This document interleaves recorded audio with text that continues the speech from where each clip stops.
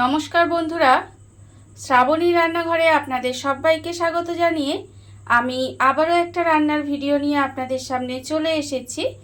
আজকের আমি আপনাদের থোড় দিয়ে একটা অসাধারণ রেসিপি বানিয়ে দেখাবো। আশা করি আপনাদের ভালো লাগবে। তার জন্য কিন্তু আমার পুরো ভিডিওটা আপনাদের দেখতে হবে। আর দেখা শুরু করার আগে একটা লাইক দেবেন, সুন্দর একটা কমেন্ট করবেন আর শেয়ার করতে ভুলবেন না। তাহলে চলুন আজকের আমি এই থোড় দিয়ে কি বানাই সেটা আপনারা একবার দেখে নিন। রান্নাটা করার জন্য প্রথমে আমি এখানে দেখুন থোড় নিয়ে নিয়েছি। আর থোড়টা কিন্তু এইভাবে আমি একটু কুচি কুচি করে কেটে নিয়েছি। আপনারা দেখে বুঝতেই পারছেন যে এইভাবে কিন্তু থোড়টাকে একটু সরু করে কেটে নিতে হবে। এইবারে আমি থোড়ের মধ্যে প্রথমে দিয়ে দেব আন্দাজ মতো একটু নুন, আর দেব আমি এখানে অল্প সামান্য একটু হলুদের গুঁড়ো। এই নুন হলুদটা দিয়ে থোড়টা কিন্তু প্রথমে খুব ভালোভাবে একটু মাখিয়ে নিতে হবে। থোড়টা আমি এখানে নুন হলুদ দিয়ে প্রথমে খুব ভালোভাবে মাখিয়ে নেব। আর ভিডিওর শুরুতে আমি প্রতিদিনের মতো আপনাদের একটা কথাই বলবো যে প্লিজ আমার ভিডিওটা আপনারা টেনে টেনে দেখবেন না, পুরো ভিডিওটা দেখুন। আশা করি আপনাদের ভালোই লাগবে। দেখুন আমি কিন্তু এখানে নুন হলুদটা থোড়ের মধ্যে মাখিয়ে নিয়েছি। আর অন্যদিকে দেখুন গ্যাসটা অন করে একটা কড়া বসিয়ে দিয়েছি। এইবারে আমি কড়ার মধ্যে দিয়ে দেব ঘি। এখানে কিন্তু কড়ার মধ্যে আমি প্রথমে ঘি দিয়ে দেব। দেখুন এখানে প্রায় 2.5 থেকে 3 চামচের মতো আমি ঘি দিয়ে দিলাম। ঘিটাকে এবারে প্রথমে একটু গরম হতে দেব। ঘিটা আমার এখানে দেখুন গরম হয়ে গেছে। এইবারে আমি ঘিয়ের মধ্যে প্রথমে দিয়ে দেব 3টে তেজপাতা, আর দেব আমি এখানে কিছুটা গোটা গরম মশলা। তেজপাতা আর গোটা গরম মশলাটা ঘিয়ের মধ্যে দিয়ে এইভাবে একটু ভেজে নিতে হবে। দেখুন ঘিয়ের মধ্যে দিয়ে কিন্তু এইভাবে একটু ভেজে নিয়েছি। আর ভাজা কিন্তু আমার এখানে দেখুন হয়ে গেছে। এইবারে আমি এর মধ্যে দিয়ে দেব যে থোড়টায় আমি এখানে নুন হলুদটা মাখিয়ে রেখেছিলাম, সেই থোড়টা কিন্তু আমি এর উপরে দিয়ে দিলাম। থোড়টা কিন্তু আমি এর মধ্যে দিয়ে দিলাম। দিয়ে এবারে ঘিয়ের সঙ্গে থোড়টা দিয়ে আমি খুব ভালোভাবে একটু নেড়ে চেড়ে রান্না করে নেব। দেখুন এইভাবে কিন্তু একটু নেড়ে চেড়ে রান্না করে নিতে হবে।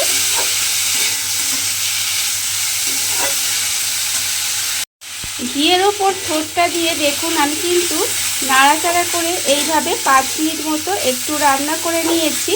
এইবারে আমি এর মধ্যে দিয়ে দেব, এখানে দেখুন আমি রেখেছি 1 বাটি গোবিন্দভোগ চাল। আর এই চালটা কিন্তু প্রথমে আমি খুব ভালোভাবে ধুয়ে নিয়েছি। ধুয়ে নিয়ে তারপরে কিন্তু পাখার হাওয়ায় শুকনো করে নিয়েছি। আর এটা কিন্তু পাখার হাওয়াতেই শুকনো করে নেবেন। দেখুন পাখার হাওয়ায় কিন্তু চালটা দিয়ে খুব ভালোভাবে শুকিয়ে নিয়েছিলাম।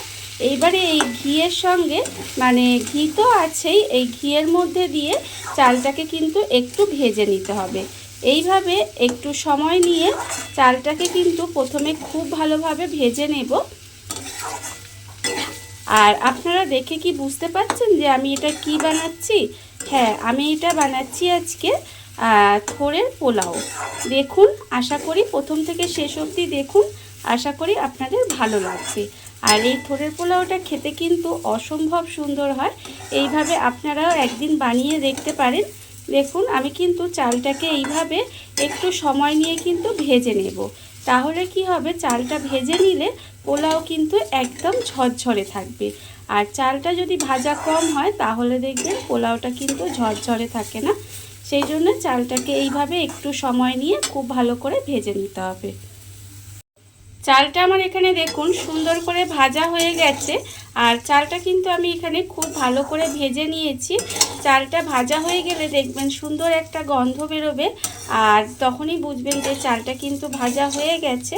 দেখুন আমার এখানে চালটা সুন্দর করে ভাজা হয়ে গেছে। এইবার আমি এতে অন্যান্য উপকরণগুলো দেব। এবার আমি এর মধ্যে দিয়ে দেব, দেখুন এখানে আমি রেখেছি আদা বাটা। এখানে আমি 1 চামচ, বড় চামচের 1 চামচ আদা বাটা রেখেছি। সেই আদা বাটাটা আমি এখানে দিয়ে দিলাম। দিয়ে এবারে কিন্তু আদা বাটাটা দিয়েও কিন্তু খুব ভালোভাবে একটু এইভাবে মিশিয়ে দেব। দেখুন এইভাবে কিন্তু মিশিয়ে দিতে হবে। এবারে আমি এর মধ্যে দিয়ে দেব, এখানে আমি রেখেছি আন্দাজ মতো নুন, আছে আমার এখানে হাফ চামচ হলুদের গুঁড়ো, হাফ চামচ লঙ্কার গুঁড়ো, হাফ চামচ জিরের গুঁড়ো, আছে 1/4 চামচ মতো গোলমরিচের গুঁড়ো। সেই সমস্ত গুঁড়ো মশলাগুলোও কিন্তু আমি এখানে দিয়ে দিলাম। দিয়ে আবারও কিন্তু খুব ভালোভাবে এইভাবে একটু মিশিয়ে নেব, মিশিয়ে রান্না করে নেব। আর এই সময় কিন্তু গ্যাসটা লোতেই দিয়ে রাখতে হবে। লোতে দিয়ে রেখে এইভাবে কিন্তু একটু চালের সঙ্গে মশলাগুলো মিশিয়ে এইভাবে একটু রান্না করে নেব।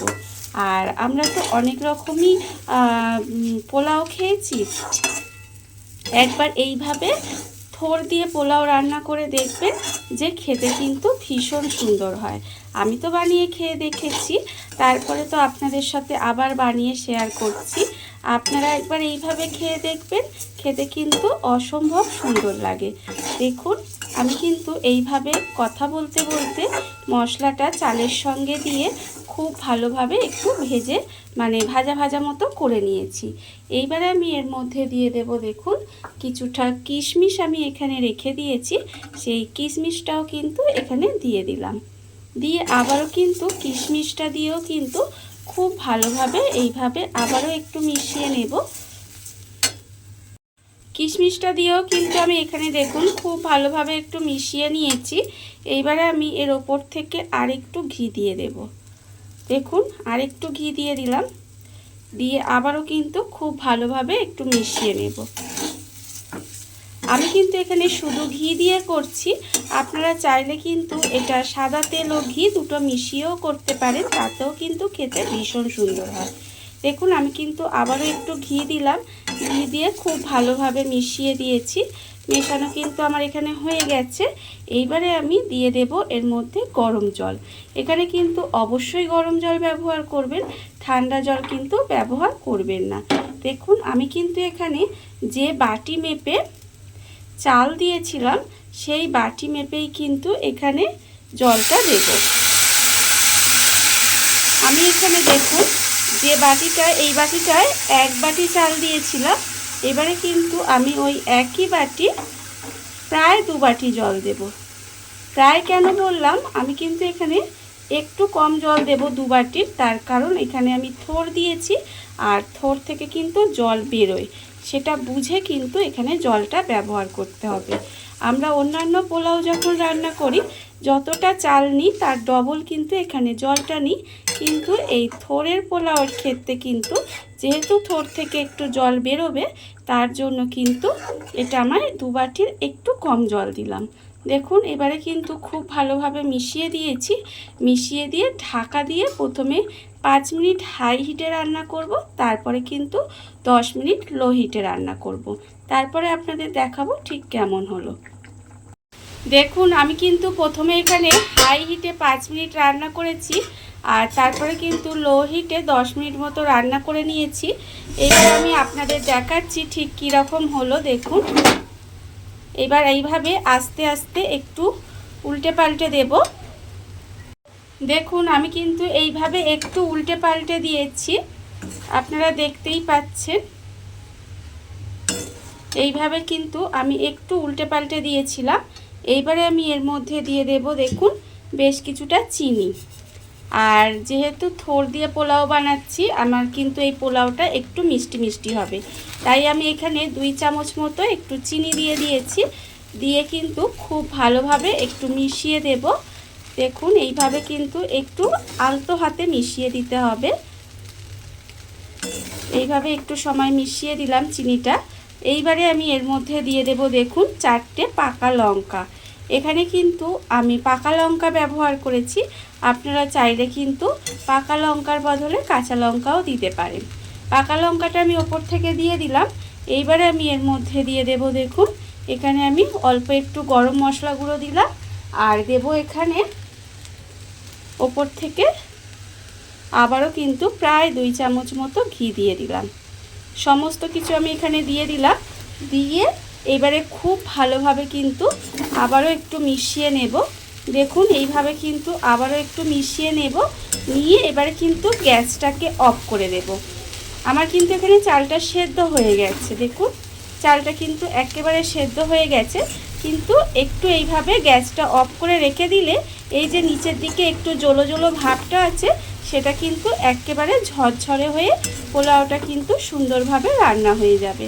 দেখুন আমার কিন্তু এইভাবে একটু মিশিয়ে গ্যাসটা অফ করে দেব, আর অফ করে দিয়ে কিন্তু আমি ঢাকা দিয়ে এইভাবে রেখে দেব প্রায় 10 থেকে 15 মিনিট মতো। তারপরে আপনাদের পরিবেশন করে দেখাবো ঠিক পোলাওটা কেমন হলো। দেখুন বন্ধুরা, বাড়িতে থাকা কত অল্প উপকরণ দিয়ে কত অল্প সময় কত সুন্দর একটা থোড়ের রেসিপি বা থোড়ের পোলাও যাই বলেন না কেন তৈরি হয়ে গেছে, আপনারা দেখতেই পেলেন। আর এটা কিন্তু খেতে অসম্ভব সুন্দর হয়। এইভাবে আপনারাও কিন্তু একদিন হলেও বাড়িতে বানিয়ে দেখতে পারেন। আর আপনারা দেখতে পাচ্ছেন তো পোলাওটা দেখতে কতটা সুন্দর হয়েছে, আর একেবারে কিন্তু ঝরঝরে হয়েছে। আপনারা কিন্তু নামানোর আগে চাইলে এর ওপর থেকে একটু নারকেল কোড়া দিয়েও কিন্তু পরিবেশন করতে পারেন, তাতেও কিন্তু ভীষণ ভালো লাগে। আমার কাছে নারকেল কোড়াটা নেই তাই আমি দিলাম না, আমি এমনি পরিবেশন করেছি।